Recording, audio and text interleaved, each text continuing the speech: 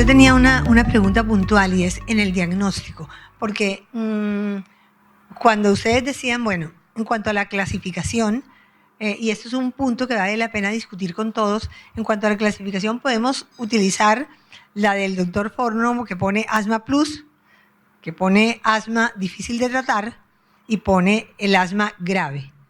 Gina dice asma difícil de tratar, es más fácil que el mundo entero realmente entienda eso y entienda que el asma difícil de tratar es la que tiene comorbilidades o tiene falta de adherencia y la otra es el asma grave.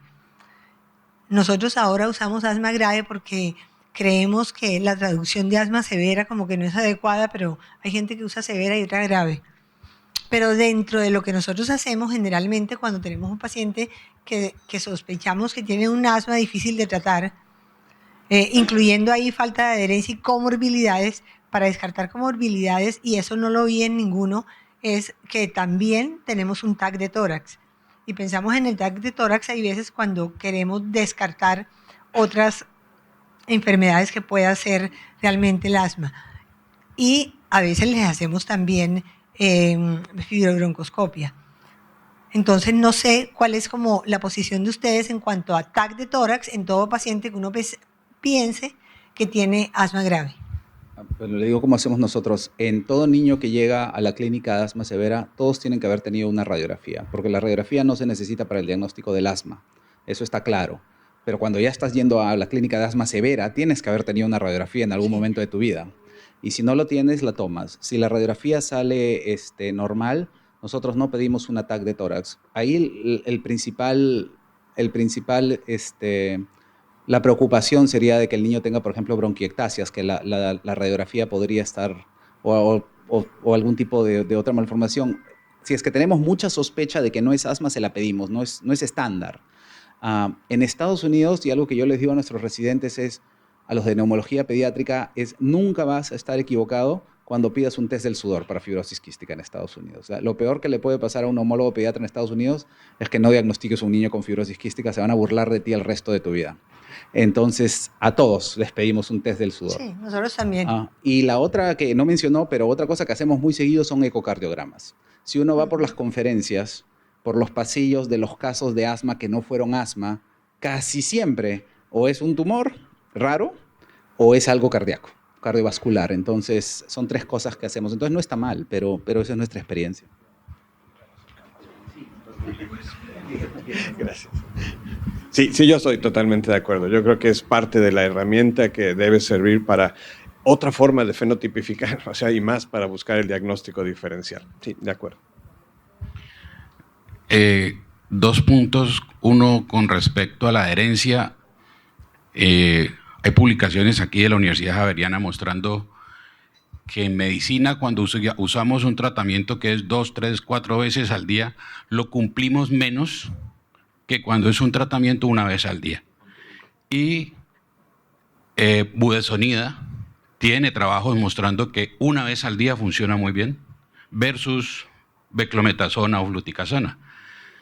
Creo que es un punto de discutir. No tengo ningún conflicto de interés con ningún laboratorio de esteroides inhalados en este momento, entonces pues me permito como plantear esa opción. Budesonida para mejorar adherencia, una vez al día. Y el otro punto es, todos los protocolos, todas las guías dicen inicie tratamiento por el leve, o sea, inicie con dosis bajas, luego vaya a dosis más altas. Pero resulta que nosotros en el día a día, en la práctica, en lo claro del día a día es, si usted tiene un paciente asmático y usted le inicia dosis bajas y no mejora, usted dice, en la siguiente visita le voy a... No, es que la mamá no volvió. Es que la mamá dice, eso no sirve. O usted le dice, le voy a subir la dosis. No me formule, doctor, de esa cosa, que eso no sirve. Yo creo que deberíamos ser un poco más contundentes e iniciar por dosis medias. Y creo que entre nosotros, los neumólogos pediatras, nos hemos encuestado y ninguno iniciamos tratamientos en dosis bajas. Todos arrancamos en dosis medias y o nos vamos a dosis bajas o subimos. Pero somos más contundentes y eficaces en esa conducta. Quisiera pues oír la opinión al respecto. Sí, yo estoy totalmente de acuerdo. Yo creo que, pues como todas las guías son orientaciones, inclusive en Gina y también en la mexicana, hay un algoritmo, una parte que pocas veces vemos, que es que nos dice dónde empezar, en qué paso. O sea, no siempre nos vamos solamente a los pasos, o la gran mayoría del público médico ve solamente los pasos, pero hay una gráfica anterior donde nos dice, bueno, de acuerdo a la frecuencia de síntomas, de acuerdo a las exacerbaciones, ¿verdad?, a partir de qué paso podemos empezar. Y eso poco se ve en la guía. Yo creo que deberíamos de enfatizarlo más. Sobre todo por eso, porque no podemos pensar que si el problema está arriba voy a empezar desde abajo. Tengo que irme, y me parece muy bueno empezar en medio y ver cómo responde para ver si subo o si bajo. Ese es un problema que tenemos, por ejemplo, con otra guía que es la de urticaria, que ayer también platicaban, que a veces en urticaria quieren que vayamos primero el antihistamínico y luego, si no, aumentar la dosis, y si no, ir aumentando. Sobre todo al especialista ya nos llega cuando ha utilizado los primeros pasos, entonces tenemos que ir a la mitad por lo menos de esa guía y de ahí ver hacia dónde nos movemos. Sí, yo estoy de acuerdo con el doctor Ortega, porque Gina hoy en día tiene unos gráficos anteriores y dice si el paciente llega con tratamiento o si el paciente llega sin tratamiento, y de acuerdo a los síntomas no hay necesidad de comenzar desde leve, sino en la casilla en la cual los síntomas lo tiran a uno. Sí, totalmente de acuerdo. Yo muy pocas veces empiezo en el nivel bajo de esteroides, a menos de que los síntomas sean muy leves. Es más fácil, en mi experiencia, lo que usted comentaba, de mejor empezamos fuerte, y una vez que demostramos que funciona, ya podemos empezar a bajar, que empezar abajo y que los papás no nos crean o que se vayan. La doctora Parra me preguntó ayer si había revisado las últimas guías de Gina, y yo le dije, no reviso las guías de Gina hace 10 años, creo.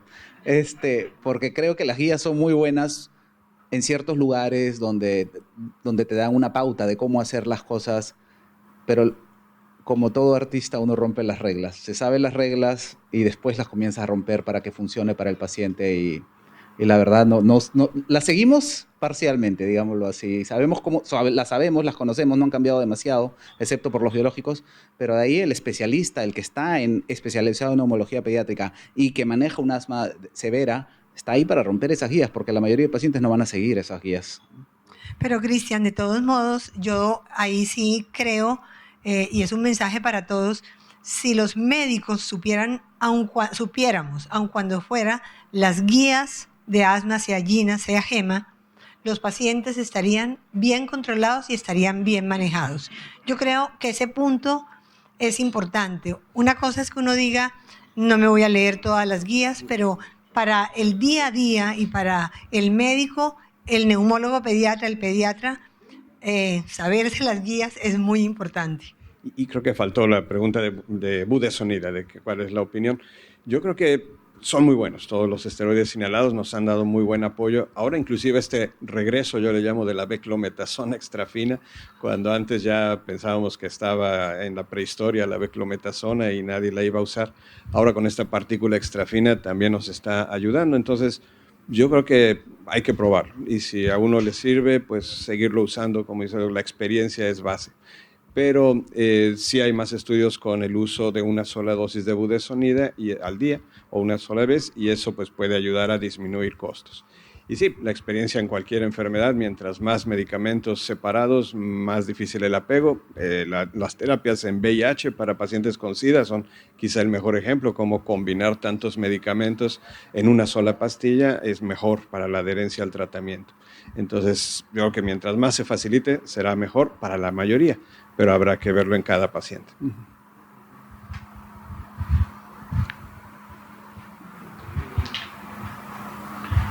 Pensando un poquito en el futuro y en el papel de estos medicamentos biológicos, quería pues, ¿qué opinan? Si ustedes ven la visión que en un futuro de pronto los biológicos no sean solo para el asma severa, sino para el asma temprana en la vida, y de acuerdo a biomarcadores, un niño con TSLP elevado, decir desde los 2-3 años, este sería un buen candidato para un bloqueador de TSLP para modificar la historia natural de la enfermedad. ¿Ustedes creen que las cosas van a coger ese camino? Sí, actualmente hay un estudio en eso con omalizumab, usando para tratar de parar lo que se llama la marcha atópica. en niños que están sensitizados a algún aeroalergeno, están estudiando omalizumab en la vida temprana para tratar de parar la marcha atópica y prevenir el desarrollo de asma. O sea, esto sería prevención primaria, no terciaria. Así que los estudios van a venir, sí. Totalmente de acuerdo. Y también con tezepelumab, este bloqueo tan alto de las alarminas también se está haciendo y para la relación con virus. Y también ahora yo creo que otra opción es, se están buscando anticuerpos biespecíficos. Por ejemplo, ¿por qué un solo anticuerpo solo hacia un blanco? Utilizar un brazo de un anticuerpo hacia un blanco, otro brazo hacia otro blanco. Eso en reumatología y en oncología se ha usado desde hace tiempo y ya se están haciendo estudios. Por ejemplo, un solo anticuerpo que bloquea, no es TSLP, es interleucina 33, otra alarmina, y la interleucina 13. Entonces se bloquean dos caminos con un solo anticuerpo. Son apenas estudios, están teniendo buenos resultados, creo, pero habrá que estar al pendiente de eso. Y si eso se puede utilizar, la justificación de usarlo en un niño que todavía no tiene un cuadro grave, pues siempre es difícil. Pero hay estudios, a ver qué nos dicen sus resultados. Quiero saber cómo la experiencia de ustedes en el uso de vitamina D en asma severa y en exacerbaciones frecuentes. Si creen que la medición y el uso cambie un poco las exacerbaciones. La vitamina D hubo un tiempo en que se la medíamos a todo el mundo en la clínica de asma severa. Perfecto. Se la tratábamos a todo el mundo porque los estudios iniciales, particularmente los observacionales, tenían data muy fuerte de que el manejar la vitamina D podía ser una manera de mejorar la severidad del asma. Entonces lo hicimos mucho, pero los estudios randomizados, dobles ciegos, más recientes, no han demostrado que tenga ningún... entonces, no sé. Yo hoy por hoy, de vez en cuando la mido y la acabo tratando por el hecho de que está baja, más que por el hecho de que creo que va a cambiar el asma. De que vaya a funcionar, creo que hoy por hoy no hay evidencia. No hay evidencia y no debería hacerse. Y si los costos de laboratorio son un problema, si el manejo... Y si no te quieres meter en un problema de estar buscando algo que no quieres encontrar, mejor no la busques. Porque para asma per se, y quizás el pediatra general lo tenga que buscar, pero desde el manejo de asma, hoy por hoy no tiene un rol. Sí, y creo que desde el punto de vista teórico es muy interesante la vitamina D, cómo puede ser un inmunorregulador. Y los efectos que tiene en células reguladoras son muy, muy buenos. Realmente la vitamina D es una hormona más que una vitamina. Pero, como dice el doctor Rosa, yo estoy de acuerdo, ya en la parte práctica es bien complicado encontrar un beneficio real al suplementarla, inclusive en el paciente que tiene bajos niveles. Claro, lo primero que hay que hacer es ver si realmente la necesita o no el paciente. Y quizá algún estudio que alguna vez me tocó ver publicado es que hablaban sobre variantes genéticas, polimorfismos en los receptores de la vitamina D. O sea, no solamente el nivel bajo o suficiente que tenga el paciente, sino cómo está respondiendo su receptor a esa hormona, a esa vitamina D. Probablemente eso explicar esa variabilidad, porque aunque se tengan buenos o no niveles, no todo el mundo responde bien para lo que quisiéramos que hiciera. Entonces yo creo que nos falta entender más sobre la genética en la vitamina D. Con respecto a eso, hay una historia interesante. Anteriormente, algunos de los biológicos habían sido tratados en niños o en adultos o adolescentes con asma y no funcionaron, ¿no? Con asma, sin fenotipificar. Entonces, es lo importante hay veces de estar definiendo el grupo al cual le damos estos medicamentos. Esto viene un poco con respecto a la genética. Quizás, si se lo damos a un grupo de pacientes con asma que tienen estos polimorfismos, entonces sí funciona. El problema es que lo hemos estado estudiando en el grupo incorrecto, ¿no? Si yo le doy dupilumab a alguien que toda su asma viene por un IgE, no va a funcionar. Debí haberle dado omalizumab. Entonces, ese es el problema del asma. Y ayer se mencionaba esto. Asma no es una enfermedad, sino muchas enfermedades. Y a veces estos estudios han estado hechos en un grupo, quizás el incorrecto.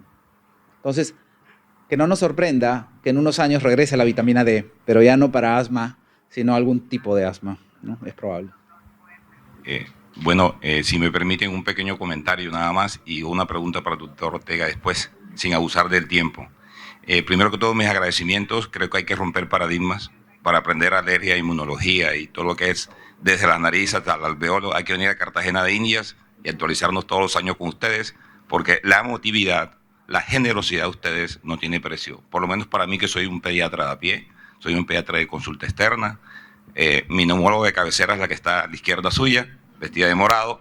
Y bueno, llevamos 34 años trabajando, por favor, pero lo más importante es lo que ustedes nos dejan a nosotros, el mensaje que nos llevan, que nos llevan a casa. En el 2019, los oncólogos británicos, pediátricos, se preguntaron por qué se equivocaban. Y la causa número 1 era que no escuchaban a los padres. Y la segunda causa era que el médico no sabía trasladar en un lenguaje sencillo lo que los padres tenían que hacer. Esto va a que adherencia, tratamiento, todo lo demás, y una comunicación que sea asertiva entre colegas, ¿sí? Pero nosotros que recibimos el niño, y yo hago consulta prenatal con el pediatra, desde que en 1996 lo aprobó la Academia Americana de Pediatría, y todavía en Colombia no está institucionalizada hacer consulta prenatal. Si hacemos una consulta prenatal, desde allí sabemos ya los perinatólogos tienen fotografías de todo el cuerpo entero del niño desde antes de nacer, ¿sí?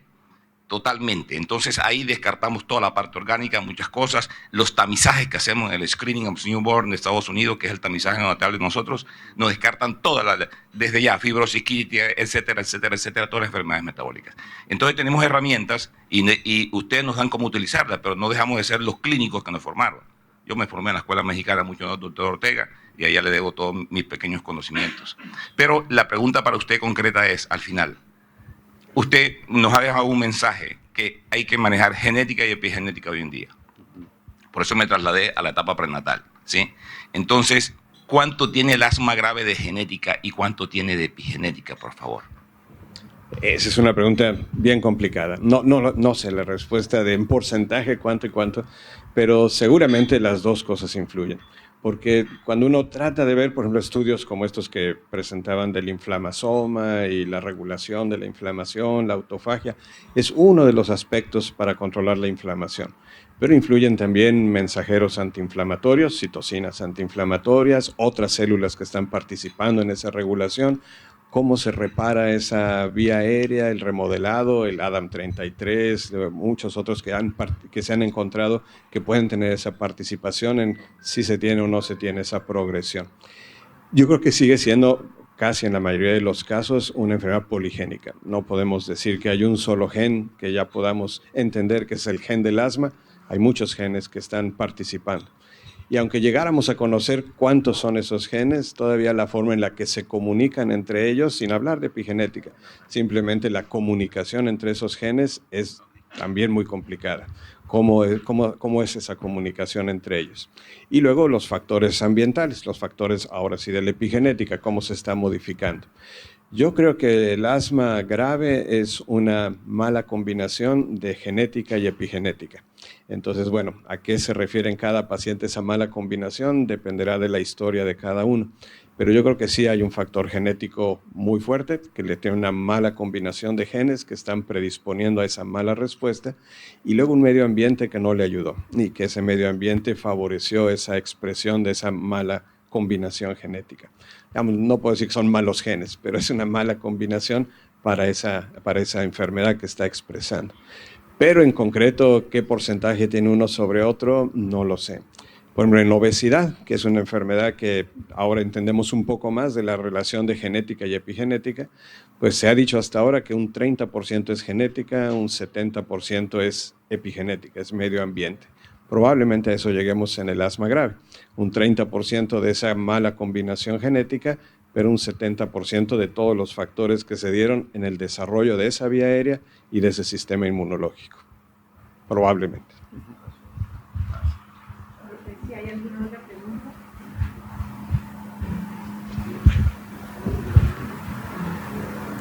Bueno, como tenemos cosas de tiempo, pues yo quiero terminar el simposio diciéndoles que no hay hasta el momento ningún medicamento que cambie la historia natural del asma.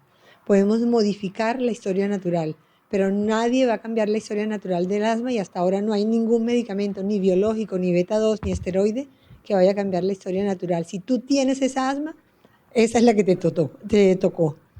O sea que eso es muy importante como para saber que ningún medicamento hasta ahora está como cambiando todo o curando el asma. No hay nada que cure el asma.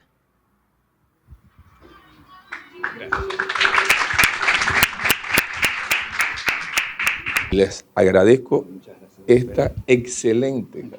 Creo que hoy me siento bendecido de que se haya dado este taller, este conversatorio. De verdad, muchas gracias. Querida, gracias. Somos bendecidos de verdad. Muchas gracias. Igualmente, doctora.